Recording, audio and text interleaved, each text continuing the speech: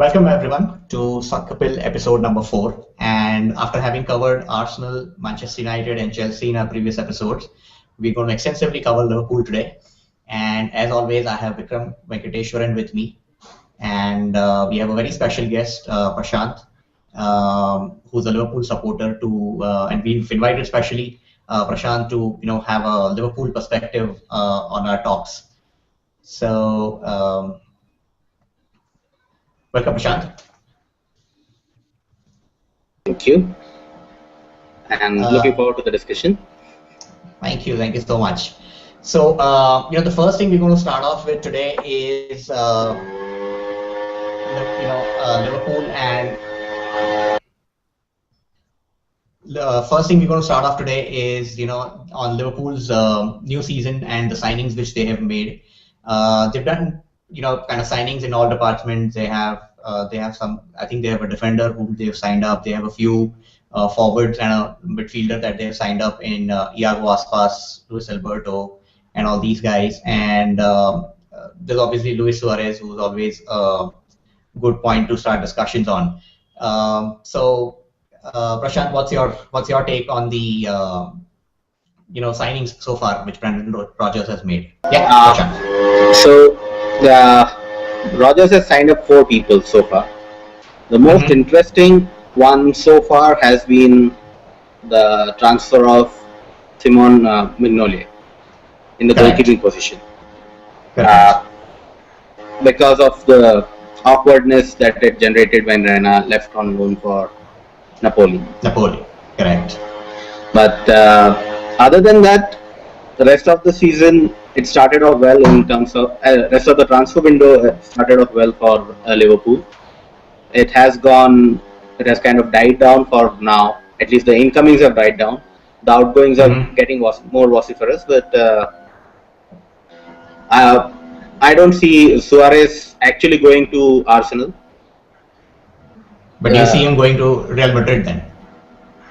Yeah, I think if any other club comes in and says 41 million, I think, as in not any other club, but any other competition club coming from La Liga or Serie A, then he might go, but he might be allowed to leave. But in this case, I think the contract is pretty watertight, so it's not that Suarez can force through his transfer. He can sulk, of course.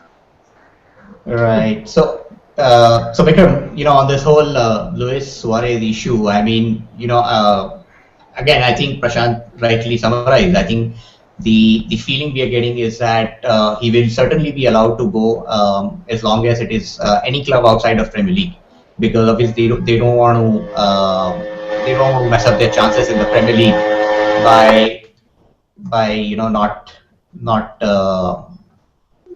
rather letting Luis Suarez go to competition. And if they do that, obviously there are a lot of repercussions, because it could probably hamper Liverpool's chances of getting into the top 4, which should be their main priority this year. So what's your take on the Luis Suarez saga, Vikram? So I think Liverpool have the same situation that Man U had some time ago with the Rooney issue, right? But now it's pretty much almost certain that Rooney will move to Chelsea, because Gareth Bale will move to Real Madrid, and Cristiano Ronaldo looks like moving to United. But in between all this transfer saga, there was a very interesting news that came out of Liverpool, and Brendan Rodgers said that they had made the most important signing of the season. And you know who the player was? The player was Steven Gerrard. So on that very interesting note, I would like to really get Prashant's views on this. If Steven Gerrard is your most important signing, which is essentially he's extended his contract by a couple of years, then where do you see Liverpool going? I mean, if this is your most important signing, then don't you think that's a bit too defensive? I don't know what's Brendan Rodgers thinking right now. No, if your captain of 11 years signs up for 2 more years and declines Bayern Munich while doing that, that I think is a pretty good signing. If it was done afresh, I think it's a good signing. I can't call it a signing because it's not a new signing, but it's a great extension of contract. And actually, in 15 minutes, Liverpool play a testimonial match for Steven Gerrard with Olympiacos. So it's actually a great. Steven Gerrard has been the best player for Liverpool over the last 11 years. So you can't. Right. Suarez can be replaced. Gerrard is difficult to replace. Okay, so again, Prashant, going back on the point, and I'm still stuck on the Luis Suarez thing, but it is, from Liverpool's point of view, it is going to be so difficult to replace somebody like a Luis Suarez, who's given you about 30 goals a season, even when he probably missed the last 5-6 games of the season because of the biting. And going forward into the next year, given that if he goes, you will not have probably, because the other issue is you can probably have the money, but who's the player that you can replace a quality of a Luis Suarez in terms of goal scoring? There are not many strikers available in the market today. Chelsea is struggling to sign a striker, even with the money which they are ready to spend. They're not able to find a good striker who can give them consistent 30 goals a season. So isn't that a little bit of a worry for a Liverpool fan that letting Luis Suarez go, and I understand the money which will come in, but money is only a part of it, right? I mean, how do you go ahead and then spend it and find a guy who can actually give you 30 goals a season? See, agreed. Suarez scores a lot of goals. He provided a lot of assists also in the season previous to the last one. But he's a dangerous player to have in your squad. Right. Last season, if you told me the same thing exactly at the same time last year, I would have said impossible to replace Suarez. Mm-hmm. Last season, especially the last 4 matches, kind of reinforces my belief that he can be replaced by a couple of players, if not a single one. Okay. And that's what Rodgers will have to do, because Liverpool is not playing Champions League. Liverpool is, even if you go after Henrik, I don't know the last name. I don't know how to pronounce the last name. Mkhitaryan. That's how I pronounce it. The Armenian player who went to Dortmund. So it's very difficult to attract quality. He would have been an ideal replacement, a single person replacement perhaps, but it's very difficult to attract that kind of quality. But a couple of players can do that. I was looking at some of the stats, and Suarez had goals. He scored 30 goals, yes, but he had a overall 12% conversion chance from the number of shots he took. Oh, okay. That's pretty poor compared to, say, a Sturridge, who had about about 50% shots on goal, and out of 61 shots, he scored in 10. So so that's at least higher than Suarez, much higher than Suarez, and the same goes for Coutinho, who's a provider, who's not a scorer. But correct. Aspas is, again, I would say the one half of the equation. So I'm assuming that Rodgers is trying to fill in with multiple personnel and not focusing on single marquee kind of a player. Though he has made a bid for Diego Costa, but I'm afraid that could fall flat like Andy Carroll. Okay. So Vikram, what's your take on the fact that, as I said, even I think they're going to find it difficult to replace a Luis Suarez. I mean, I still believe in that. No, actually, the problem is much deeper than that. Really, what is Liverpool trying to achieve? That's my serious question. Because you have Chelsea, you have Man City getting to go so much that I've almost conceded the season. I'm 50% there. Arsenal trying to revive, Tottenham talking about big things, and then you have Liverpool. I don't understand if they don't score like 84 goals, right? I mean, we discussed that. You don't score like 90 goals plus, you can't win the league, right? Where are those 90 goals going to come from? Suarez is dangerous. I agree. I mean, that's brilliant perspective. He's a very dangerous guy. He's very disruptive. He has a lot of negativity around him. He's not a team player. He's not like Robin van Persie, who's a great team player, I believe, both at Arsenal and Man United. So he's not your talisman. But what do you do? Where do you get those 90 goals from? That's going to be my important question, Prashant. Right. So okay. Before we go to Prashant, the other thing you're talking about expectations and about scoring 90 goals, which will help you enable the league.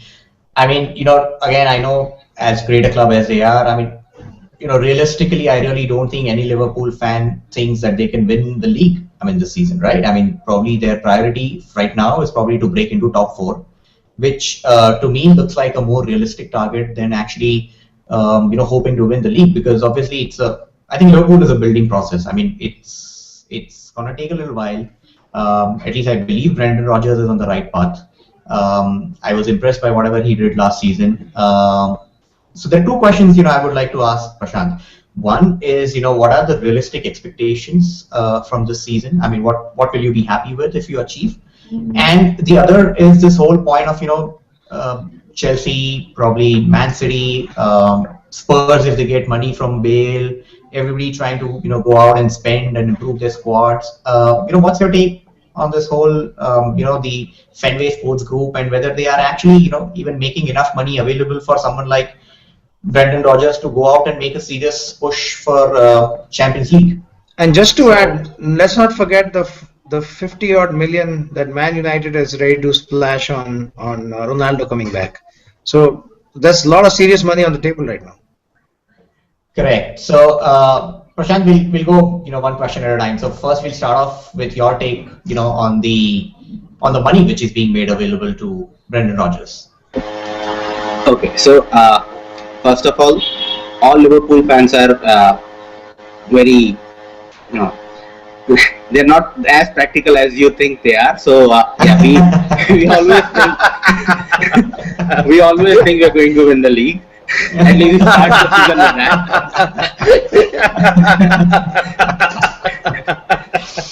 Sorry, I mean, the minute you said they're not practical, I knew what you want to say next. So is it the treble or is it just the league? You want league, Champions League, FA Cup? I mean, any such expectations?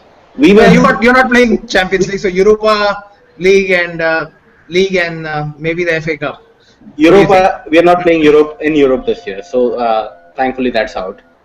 But FA Cup and Capital Cup won double, the League Cup double, Liverpool almost achieved, but for Chelsea's, last goal in Wembley last year. But so yeah, at least I think Liverpool is better than Arsenal, who've not won anything for 3,000 days. That's Piers Morgan's quote. Oh my God. But anyway, coming back to the practical side of it, see, Fenway Sports Group will provide the money if they see money coming back to them in some form. So they are business people. You can't think of them as say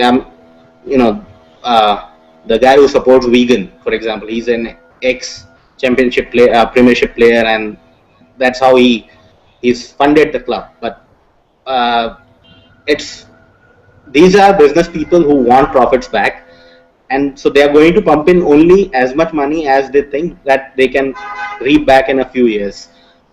But having said that, there are chances of them pumping in some more money this year. For example, they would have backed up Rodgers to bid for Costa. Right. He's put in a 22 million bid. Correct. So they are providing the money. The only problem is the reason why this season is important money wise is because the new TV deal kicks in. And so Man United has a straight, assuming that they continue to win the league, they have about a 20 million benefit additional to what they got last year, 20 to 30 million, I guess. Similarly, Liverpool will have additional income from the TV deals.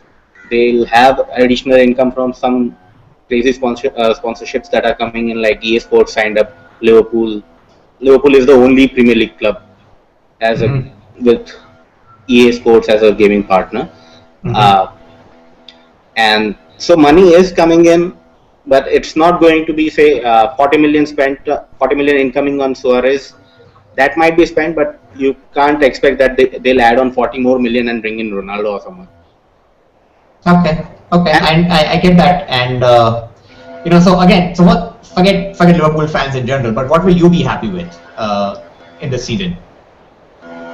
If they give a really good chase for the fourth, I think I'll be happy. So you mean let's say if they finish fifth, will you still be happy? Fifth, yes, I'll be happy, but I'd rather hope that they give a good chase for the fourth, and say if we lose the fourth on the last day or the second last match day, then that's fine. But if you like chasing from the bottom like last year, right, that's going to be difficult. Okay, so that's an interesting perspective. That's a very realistic expectation, honestly, because Man U will be around third or fifth this season. That's my prediction. You're being pessimistic now. No, I'm being very, very optimistic. I know David Moyes. He's never won anything for 10 years, and suddenly you want him to win the Champions League and the League and the FA Cup. No. He's going to finish probably third or fourth. So probably Liverpool and Man U will be fighting on the last day for the fourth position. I don't know. It's possible. So that's what I was going to say. That at least United and Liverpool will be fighting for the same position again. I know. I mean that 3,000 days without a trophy, Arsenal. That's brilliant. I mean that's a new one. Kunal, we should use that more often. But Moyes is going to set a similar record. Unfortunately for him, and fortunately for us, he won't last more than 2 years if he doesn't win anything this year. So it's going to be very tough for him. Well, that quote is from Piers Morgan. He tweeted a couple of days back. About a weekday, he said 2993, so I added the 7 days. That's a good one. I really like that. In fact, there was a similar tweet which Piers Morgan had made, which said that he went out on a dinner at Paris, and he said, I just spent about 200 euros on a dinner, which is, by the way, more than Arsene Wenger has spent in transfers this season.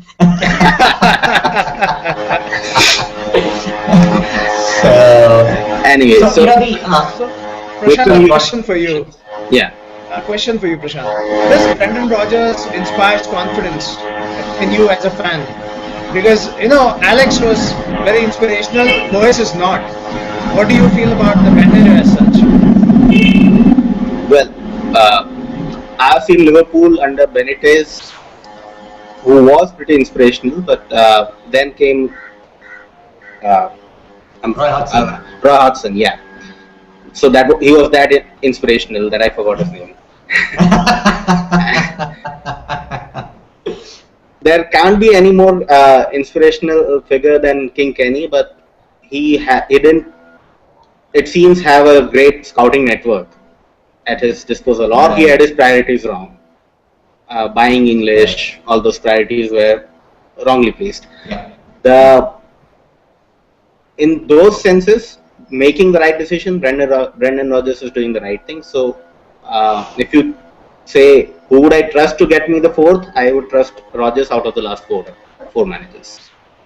Okay. That's interesting. No, I think even generally, I think from what I've seen, I was fairly impressed with Brendan Rodgers last season. I genuinely believe at least he got Liverpool playing the right way. He's made again from the signings perspective, I think he's made some good signings, whereas some mistakes. For example, I think Daniel Sturridge is a great signing. He's probably one of the biggest English hopes.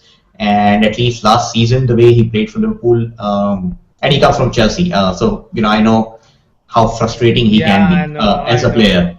Yeah. And but I think he did a good job at Liverpool. Brendan Rodgers got probably the most out of Danny Sturridge. Some of the other signings like Joe Allen, who he brought in from his Swansea days, I'm not sure whether he's good enough for Liverpool class.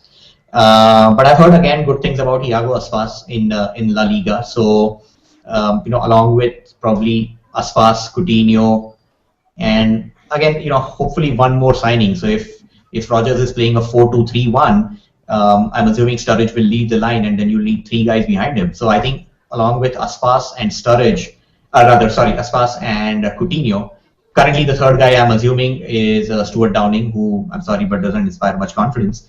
So if you can make that one more signing, I am sure and some luck, Liverpool probably can get much higher than what they did last season. I'm sure at least ahead of Everton, which again for a Liverpool fan is not a very pretty position to be in when Everton finishes ahead of you. So Vikram, your thoughts? Yeah, I think Liverpool will definitely have more consistency. Considering, there's an opportunity here. There are three new managers and one fourth manager who is totally uninspirational right now. Brendan Rodgers is at least more aggressive than Arsene Wenger. So I think this is an opportunity for Liverpool to actually break into the top three. If I were Brendan Rodgers, I'd be thinking, hey, wait a minute, David Moyes and Jose Mourinho is just back from getting thumped at Real Madrid. And Pellegrini is absolutely a new guy. I don't know what he's been doing so far. So I'm thinking, hey, listen, this is my opportunity. This is my God-given gift to get my team back on top, which was already on top. So Liverpool has a great legacy. I mean, 18 titles is not a joke. Correct. So if I'm a Liverpool fan, I'm optimistic right now that Brendan Rodgers should go for the kill, go aggressive, play for win, play for top three. Because I'm sure out of Man U, Man City, and Chelsea, at least two teams will struggle. And one of them is going to be United. So that's your option. And Arsenal is anyway never in contention, right? Despite whatever you say. Right, but see the other the other point about actually breaking into this top four is this whole going to be this new Spurs saga, right? With I know. They suddenly becoming cash rich by about 100 odd million, which is as much as I keep saying it again and again, is silly money for even a player like Bale. But they can probably go ahead and spend that money on buying 4 quality players, and if they do that, I genuinely believe they become probably one of the contenders. If they have a good start of the season, they certainly become contenders. No, Kunal, I have a feeling that the order is going to change in the Premier League. I don't know how Prashant feels about it, but the order is set to change. For long, there are certain teams that are dominated. They're going to pass the baton. The question is Liverpool up to it to take charge? That's my question. So Liverpool is eager to take charge. I'm not sure ready to.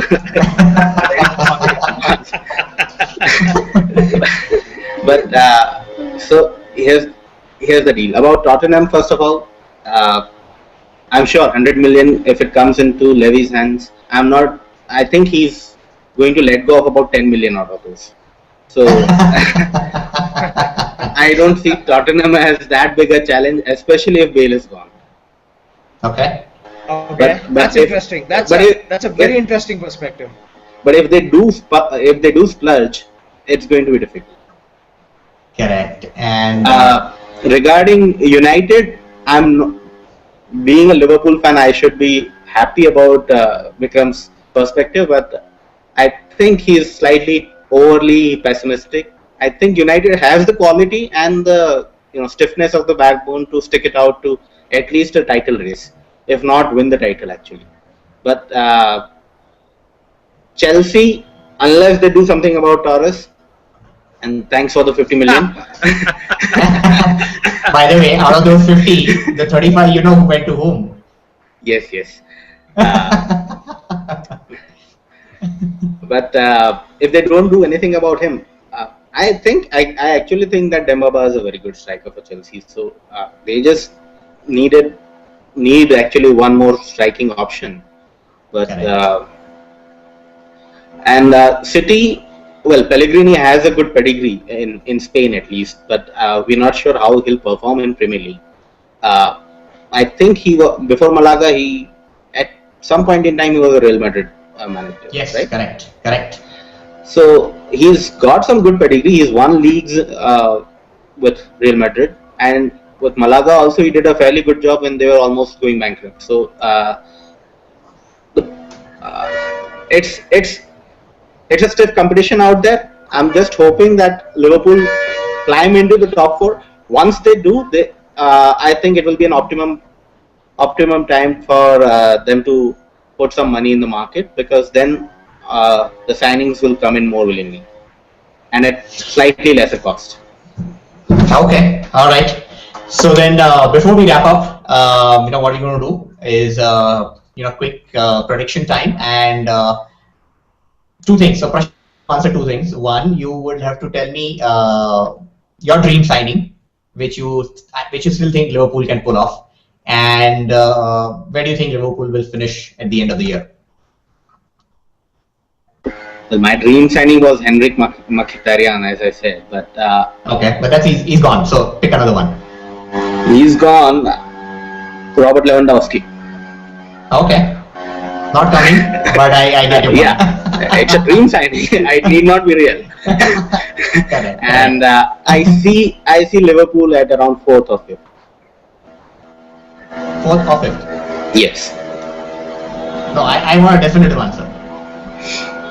4th. Okay. I think your dream signing should be right now Gareth Bale.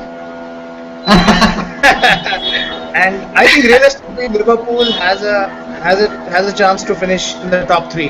That's what I think they will do eventually, if not this season. Well, if I'm this season, what's your prediction? This season, I think about 5th at best. Yeah. Okay. So I think my prediction is same. I believe they'll give, as Prashant said, they'll probably give a fight. But I just see them a little short of finishing in top 4th, which again might change. I mean, if they make some good signings. But this is as on day that we're speaking, I believe they'll finish 5th. Right. Just one more thing. If I'm woken up from my dream and if asked about a good signing, I would say Papadopoulos, the central defender from Schalke. Yeah, no, I think he I certainly believe is a more realistic target, rather than a dream signing, because I think Liverpool is genuinely interested. The only thing I'm not certainly sure is whether Schalke is going to, whether Schalke will probably give up on him, because he's very young, very talented, very highly rated, and currently I think the price they're looking at is at about 20 million. And if Liverpool can pull it off, I certainly see that as I said, possible signing. Right. Yeah, that's a good signing. All right. So I think with that we're going to end the show today. And the first person we'd like to thank so much is Prashant. Thank you so much. And thank you. You genuinely have been the first Liverpool fan who has been as realistic I've seen as a Liverpool fan can be. So thank you so much for that. Thanks for the opportunity. Thanks a lot for coming. Thanks for inviting me. Prashant. Yeah. Thank you. All right. Bye-bye. Bye-bye. Bye-bye.